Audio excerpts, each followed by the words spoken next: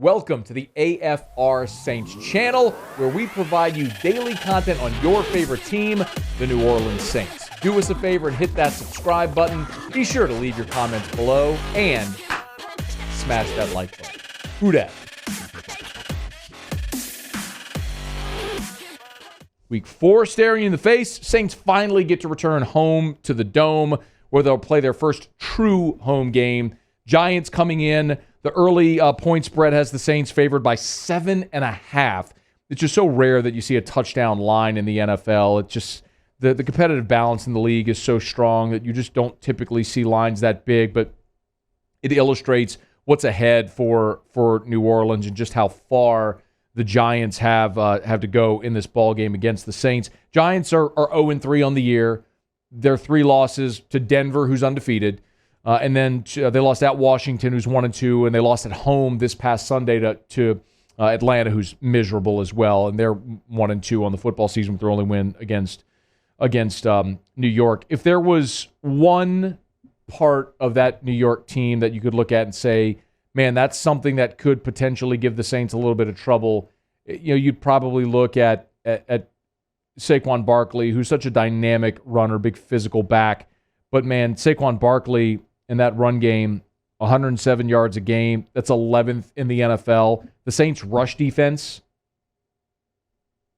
is 3rd. They're allowing 60 yards a game. So it's strength on strength. It's so hard to imagine how New York might come into the Dome and win. I told you I'm not even waiting until Friday to give you my pick. The Saints are going to win this game, and they'll win it comfortably. It's going to be an emotional day in the Dome with the Dome coming with fans at capacity for the first time in more than a year, obviously since the 2019 season, and the Saints are just a much better team than the Giants. What's going to be interesting is what the Saints do at left tackle. So earlier today, we got the report from Ian Rappaport that Terron Armstead, the elbow injury, is not as significant as maybe they had initially thought, which is the good news. So he is out for this week, and he's expected to miss several weeks based on these initial tests, but it's not expected to be season-ending, which is good news. And so far, no word about Terron Armstead going to IR, because if you go to IR, you've got to miss 3 weeks. So it's potential that maybe he misses a week or 2,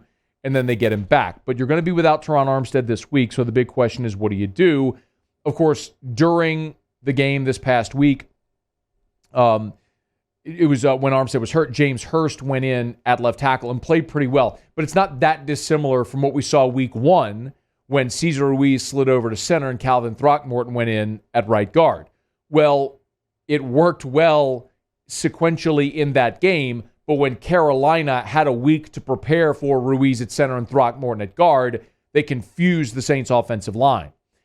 Then with a week to look at their film and make them, correct their mistakes, that tandem in the middle did much better in New England than they fared against Carolina. So I'll be curious to see if it is going to be Hurst at left tackle next to Peat at left guard, how they fare. Now, it's worth mentioning that last year when Armstead was hurt, we did see Hurst go in at left tackle. So it's the very likely option which you're going to see. It keeps everything else in line. The other options that they have, maybe the most realistic option would be Andrus Peat at left tackle, which we have seen him do during his career. Remember, Terron Armstead has never played a full 16-game schedule in his career. He has missed games every season of his career. 2019, he played 15 games. That was the closest he came to a full season, and twice he's played in 14 games.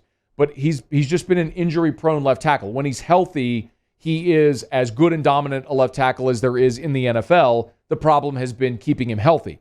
So we have seen Andrus Peat play left tackle, and I guess that could be an option, but maybe that would only be the best option if you get Eric McCoy back this week.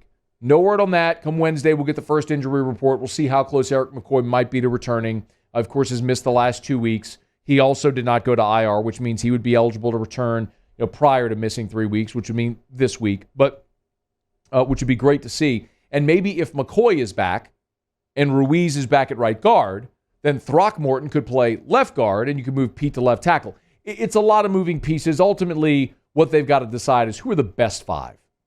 If James Hurst is one of your best 5 with Terron Armstead out, then he's going to play left tackle.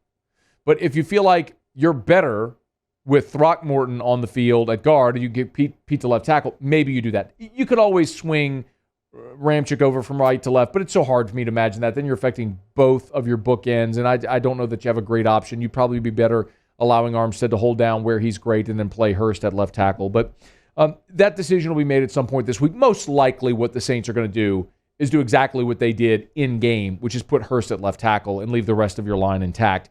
The big question is going to be, do the Saints get Eric McCoy back this week? And if they do, of course, that would be a huge boost if they get him back from the calf injury. But that remains to be seen. But maybe your line looks closer to whole as it did at the beginning of the season. So we'll keep an eye at left tackle and what the prognosis is for Terron Armstead, short and long term, and then whether or not Eric McCoy will be back this week. And the other big question with McCoy is, are you going to pay him? Remember, they did restructure his contract, so he's got a cap hit for 3 more years after this in dead cap money, but they're all voidable years. So his contract ends after this season. So he'll be a free agent after this year. And the Saints have to make a decision what they're going to do with Armstead, who just, it's amazing, he just turned 30. He just turned 30 in July. For a guy that has been as dominant a player as he has for seemingly as long as he has, to only have just turned 30, maybe because of the injury issues, he feels like an older player, but he's not. I mean, he has another contract in him playing at an elite level if he can stay healthy, but the Saints are going to have to measure that risk. Do you invest in a player that's been injury prone, or do you find another option at left tackle moving forward? That'll be one of the big questions the Saints have to answer this offseason. Many of them they've already addressed. They re-signed Marshawn Lattimore just a few weeks ago. They are going to have to address Marcus Williams, who's franchise tagged this year. Terron Armstead is as big a question as they'll have this offseason, and this injury certainly doesn't help. Not that this was any fault of his own. I mean, it was friendly fire getting hit by Tony Jones. But it's just another in a long series of injuries for Terron Armstead. But here's hoping he gets healthy quickly. He's back on the field and helps his team reach its max potential, whatever that might be this year. Hey, thanks so much for watching. Please leave your comments. I love to interact. And be sure to hit the red subscribe button below.